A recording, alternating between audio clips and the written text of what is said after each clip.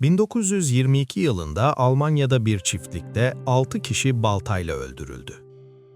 Ama bu hikayeyi tarihin en korkutucu cinayetlerinden biri yapan şey, cinayetlerin kendisi değildi. Katil o evde kalmaya devam etti. Kurbanlarının cesetleri ahırda çürürken, onların mutfağında yemek yedi. Onların yatağında uyudu. Ve 4 gün boyunca hiç kimse bunun farkına varmadı. Peki bir insan neden öldürdüğü insanların evinde yaşamaya devam eder? Bavyera'nın kadim ve sağır ormanları. Geceleri fısıltıların bile çam ağaçlarının iğnelerinden süzülüp kaybolduğu karanlık bir diyar.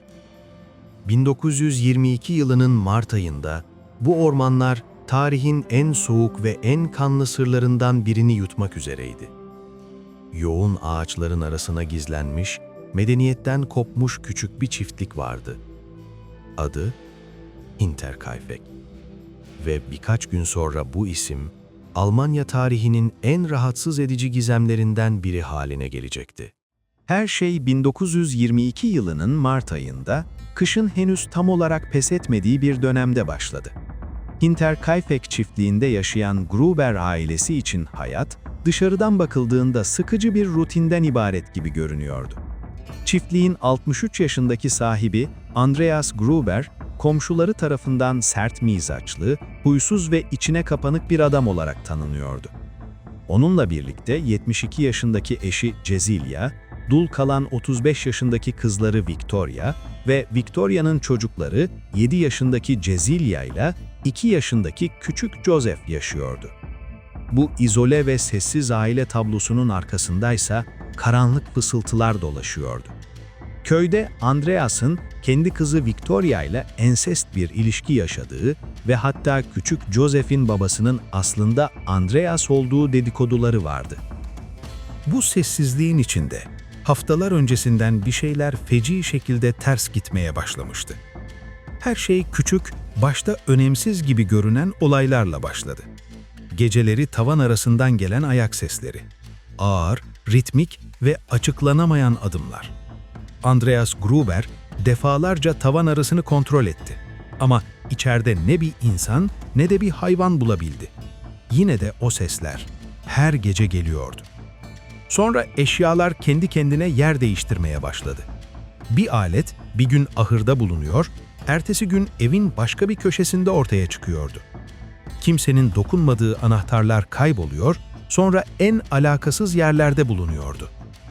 Ve bir sabah Andreas, avluda belki de en korkutucu anormalliği fark etti. Karda ayak izleri vardı. İzler yakındaki ormandan başlıyor, doğruca çiftlik evine ilerliyor ve ahırın girişinde kayboluyordu. Ama geri dönüş izleri yoktu.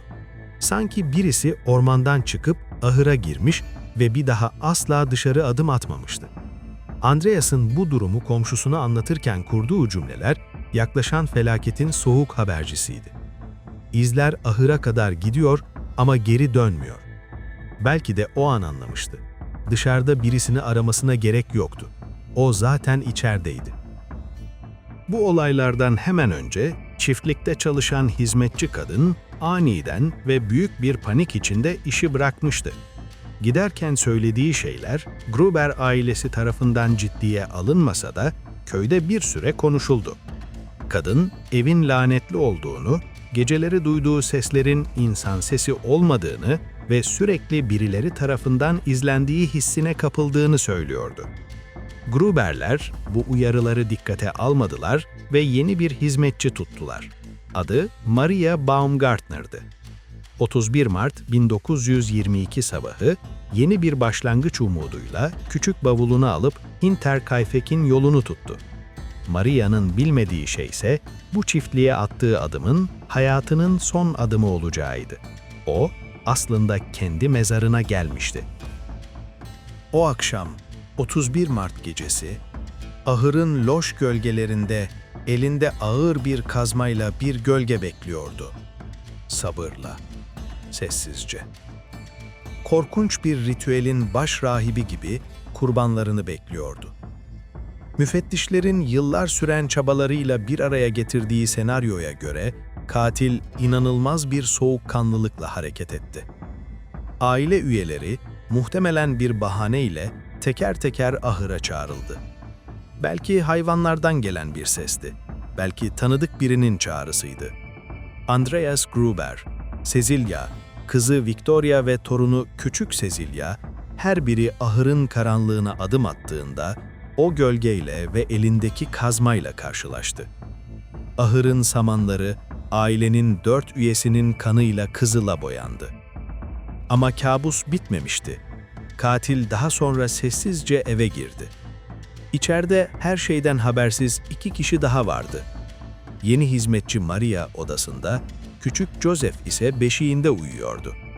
Katil onlara da acımadı. Maria yatağında, Joseph ise beşiğinde aynı vahşetle katledildi. 6 kişi, tek bir silah ve tam bir sessizlik. Ve işte bu noktada hikaye akıl sınırlarını zorlayan bir boyuta ulaşıyor. Katil olaydan sonra evden ayrılmadı. Sonraki 4 gün boyunca Hinterkaifeck çiftliğinde hayat tuhaf bir şekilde devam etti. Komşular bacadan duman tüttüğünü gördüler. Ahırdaki hayvanların sesi geliyordu. Yani birileri onları besliyordu. Ama Gruber ailesinden kimse ortada yoktu. Küçük Cecilia okula gitmemiş, postacı getirdiği mektupları geri götürmüştü. Çünkü kapıyı açan olmamıştı. Çiftlikte bir şeylerin ters gittiği anlaşılmıştı. Ama kimse o izole çiftliğe gitmeye cesaret edemiyordu. Ta ki 4 Nisan'a kadar.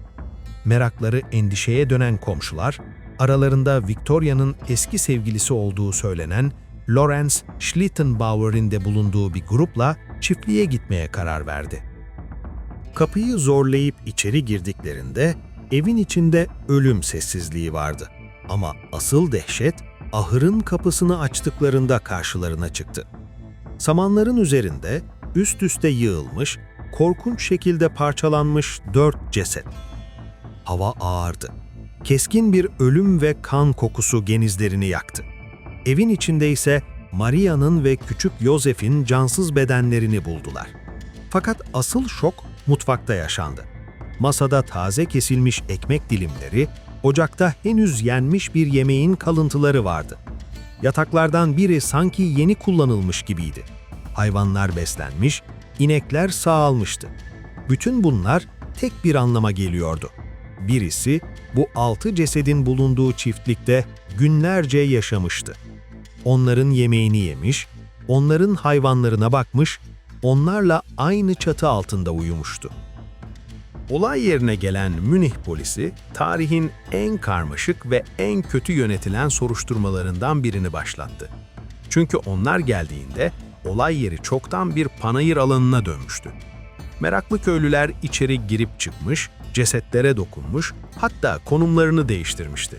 Potansiyel delillerin neredeyse tamamı yok olmuştu. Peki şüpheliler kimdi?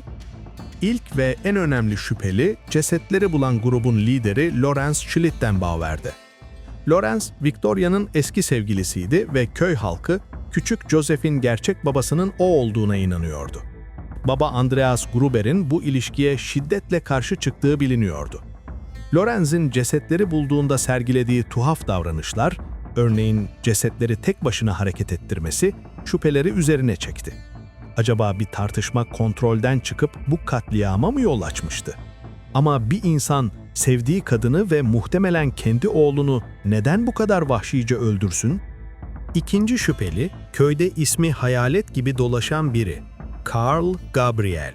Victoria'nın 1. Dünya Savaşı'nda öldüğü bildirilen kocası.